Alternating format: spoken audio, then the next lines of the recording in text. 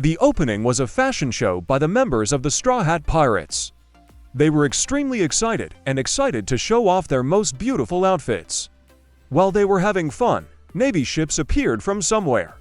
They discovered the Straw Hats and continuously attacked. The members saw this and fought back enthusiastically. They even climbed onto the Navy ships to fight. The Marines were no less formidable, charging towards the Sunny, only to be completely defeated. From the sky, a giant cannonball was fired towards the Straw Hats. The situation was so urgent that they had to use a coup de burst to escape successfully. This attack was fired from a nearby cannon named Josephine, controlled by the Vice Admiral Billick. He had a face even more evil than a pirate. Just by looking at it, you can tell he's a villain. In addition, this guy also has a talking snake by his side. Thanks to the emergency launch, the Sunny is now floating in the air, passing through the clouds. Not long after, a small island appeared in front of them. The effect of the coup de burst had worn off and the ship began to fall freely down. Sunny landed successfully, but bounced back and forth, finally stopping in an extremely awkward position. Not knowing where this place was, two curious children ran here to see. When asked, they learned that this island was called Hand. Immediately after, the two children ran away because they knew the Straw Hats were pirates. As the name suggests, Hand Island has the shape of a giant hand placed in the middle of the sea. Due to the collision earlier, the Sunny was slightly damaged and needed to be repaired before it could continue sailing. Taking this opportunity, the members decided to go into town to buy the necessary equipment. This island can be said to be extremely peaceful. The people are gentle and hospitable even though we know they are pirates. The group split up to shop, each with a mission. According to the people, this was an island of artisans. However, the skilled young men were taken to serve the Navy. Now, only the elderly, women and children remained. As usual, Zoro got lost in the forest while looking for a sword shop. At this time, Brooks' group saw an area that had been devastated by bombs. It was the shooting range of a nearby Navy headquarters. The mastermind of this incident is the Vice Admiral Billick, who appeared at the beginning. His plot is to force the artisans to make many Josephine cannons in order to become a Navy admiral. Suddenly, a Navy ship from the headquarters docked at this headquarters. The commander is Colonel Kobe, who is with Helmappo.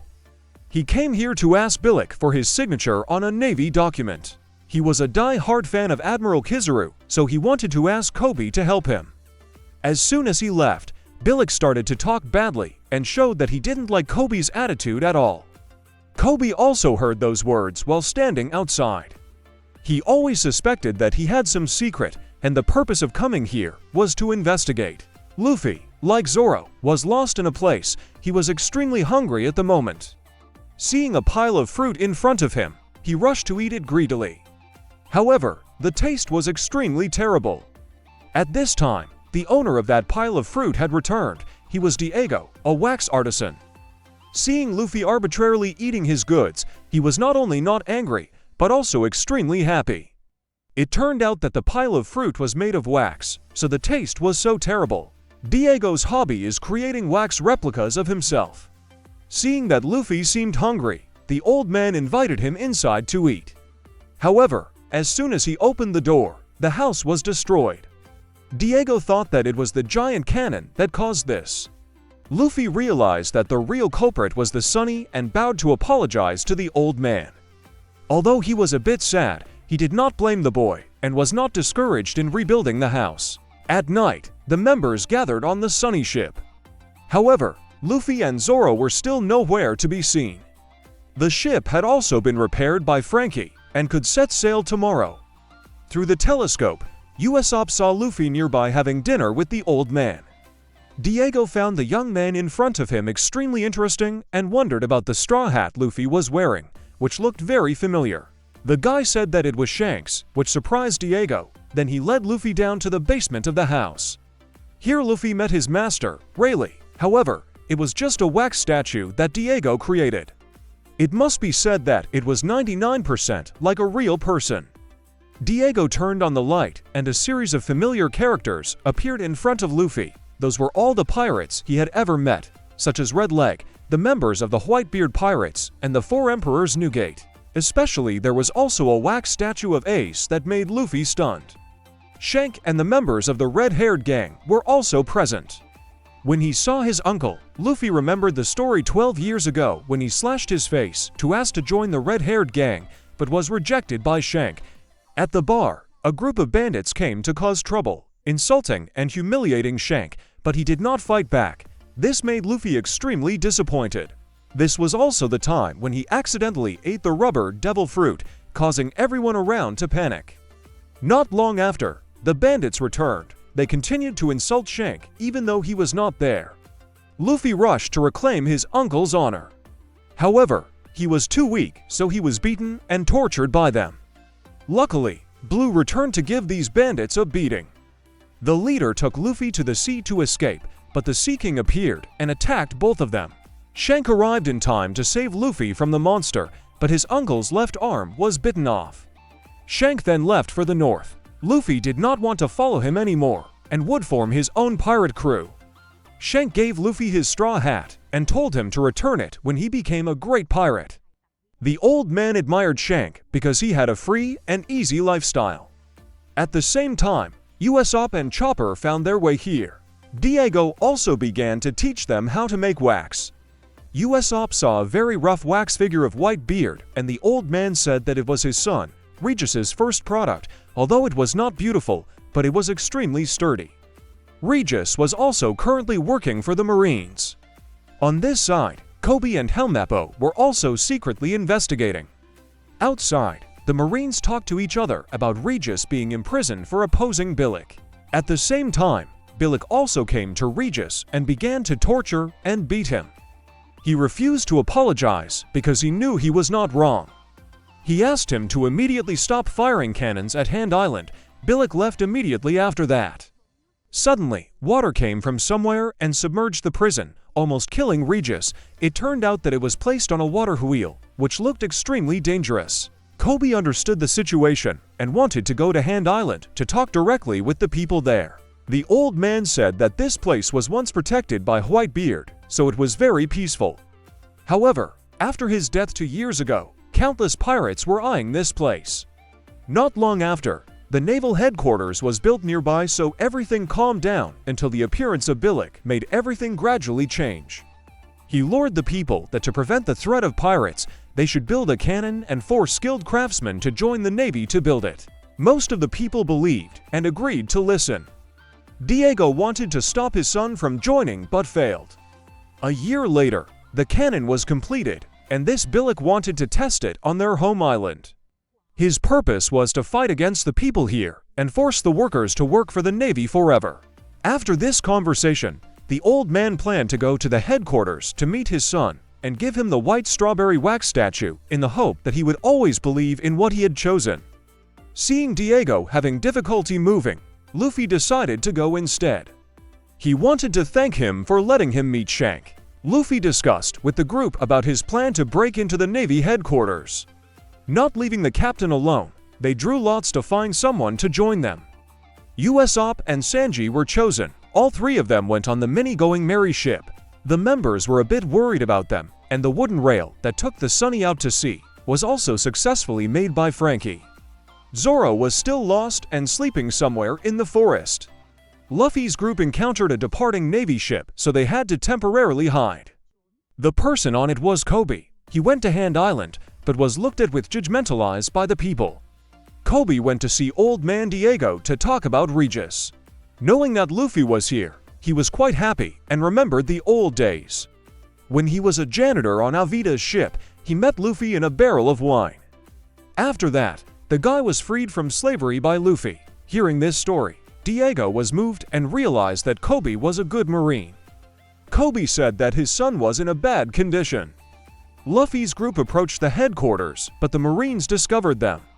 Luffy was forced to ask that he wanted to find Regis and then admitted that he was Luffy. If that's the case, who would dare to let them in?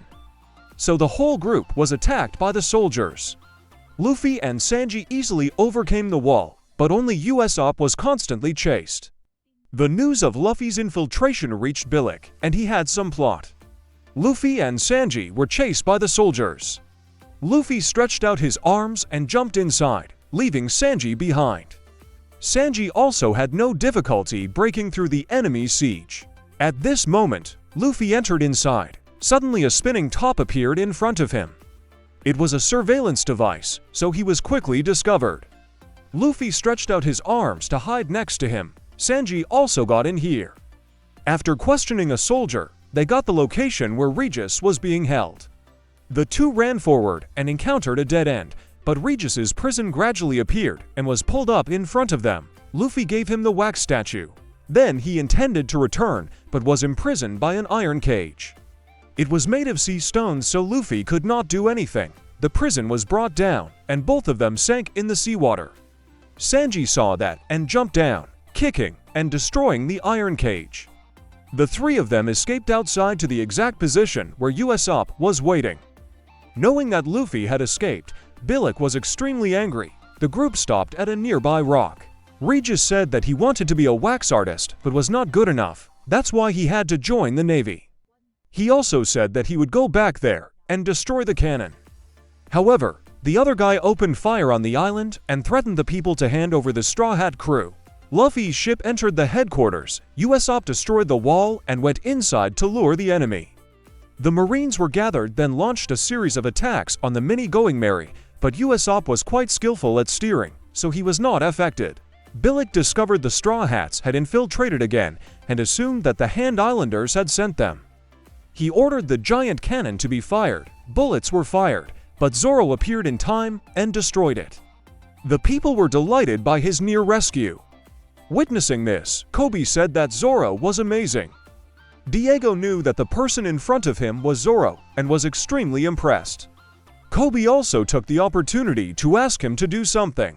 On this side, the Navy called the spinners to chase Usopp and Sanji. Meanwhile, Luffy and Regis had successfully broken in and were preparing to advance to the fortress. Cannonballs were fired continuously, but Zoro easily destroyed them. Luffy and Regis entered, but were blocked by a group of Marines. Luffy wanted to stay to hold them off. The remaining members of the Straw Hat crew also appeared with the Sunny ship and fired cannons to destroy the castle wall. The group joined forces to destroy the spinning tops, but the Marines were still too numerous and began to attack them. Billick realized that Zoro was the one who had destroyed his cannonball. He wanted the cannon to shoot higher. A giant bullet was fired, but it was no match for the swordsman. Billick was so angry that he could not speak. Regis had already gotten inside the cannon. Below, Frankie also supported his teammates with missiles. Although it was powerful, it accidentally went astray and hit the cannon. Regis successfully created the wax using the experience he learned from his father. He also did not forget to leave the white strawberry wax statue behind. Before leaving, he hoped it would be a talisman to stop the cannonball. Indeed, it worked. As soon as Billick gave the order to fire, the wax stopped it, causing the cannon to explode. The gun barrel shattered and fell down below, starting to destroy everything. The Navy saw this and ran away in panic. Luffy also stood up in time to support Regis to escape danger.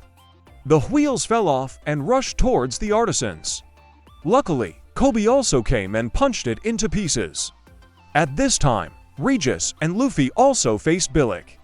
He realized that the wax had destroyed the cannon and grabbed the white beard wax statue. Billick used fire to completely melt it and stomped on it in anger. Suddenly, a pink smoke surrounded him. Right after that, Billick appeared with a new, more modern-looking cannon. When the first bullet had no effect on Luffy, he fired a second bullet that would explode as soon as it hit him. So Luffy was hit by that attack. Luffy used Gear Second to attack continuously, but he used his super fast moving machine to avoid all of them. Then he jumped into the air and shot out a web to move on it. Luffy also dodged the bullets and jumped on the rope. Seeing that, Billick called out other giant spinning tops to attack him.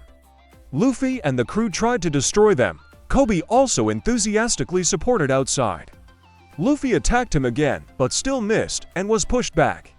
He transformed into a giant and kicked him once, but he dodged it. Billick turned back and shot the boy. Luffy used his second gear to approach him and threw a series of punches and fell down. Regis kept cheering Luffy on. He turned back with his third gear. Billick rushed straight at Luffy and fired a series of bullets, Luffy was in pain in his bubble body. He approached Luffy and then used the snake to kiss Luffy goodbye. Luffy then grabbed it and raised his giant hand to punch his opponent continuously. Finally, the evil admiral was defeated along with the talkative snake. Suddenly Kirizu appeared here. The Straw Hats had to temporarily retreat.